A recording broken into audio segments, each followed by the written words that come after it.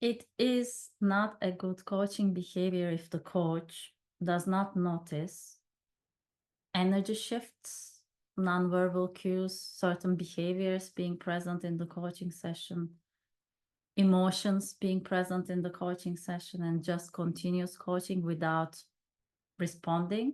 Because as coaches, we are responding to what is present, and what is present can be not only the words, but also gestures, emotions, behaviors, or nonverbal cues.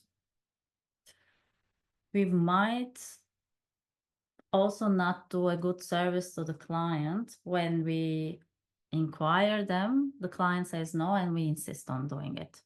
Like, no, but I noticed, tell me more about it. The client said, I don't want to talk about that. I don't want to talk about this sadness.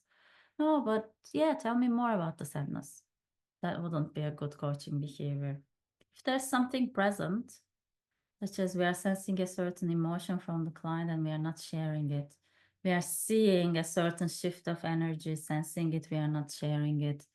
We see that the client has an explicit way of behaving in this session and we are not sharing what we are observing, then we are doing a disservice to our clients and we are not actively listening.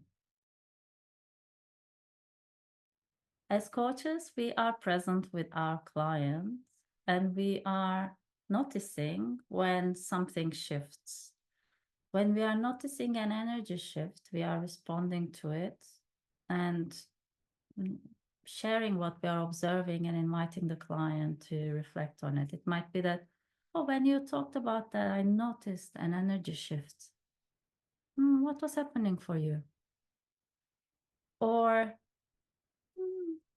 when you talked about this, I noticed you closing, or I noticed you doing this as a certain behavior. What was happening for you? So these are gestures, energy shifts that I'm noticing, and maybe certain behaviors. Maybe the client is doing this all the time, or the client is overall maybe in this session like this, and we might also notice that. So I'm noticing in this session you have been sitting like that, or overall. What do you think about this observation?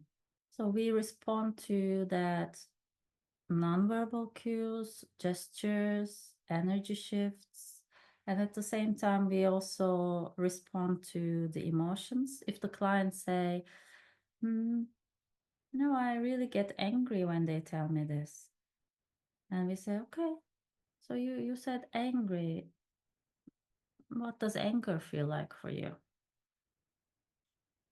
We invite the client, or would you like to explore this anger further? Or we are noticing that the client is, I don't know, maybe we are sensing there's a certain sadness. We might give it as an intuition because we don't know how the client is feeling. We don't know about the emotion. I say, when you talked about this, I sensed a certain sadness, but it might be me. How were you feeling? So there's an emotion present. I don't name necessarily the emotion. I might name it, but then I have to own that it's my naming it. What do you feel when you talk about this? And it might be that we are inquiring it and the client says, I don't want to talk about it. Then we let it be. We don't explore this further. So we might see the emotion, sense the emotion. We might hear the emotion and inquire it. And there might be also the cases that we see mismatches between what the client is saying and how they are. And we might share this sensing with the client. So they might say, I'm really happy, but then I'm not seeing maybe happiness.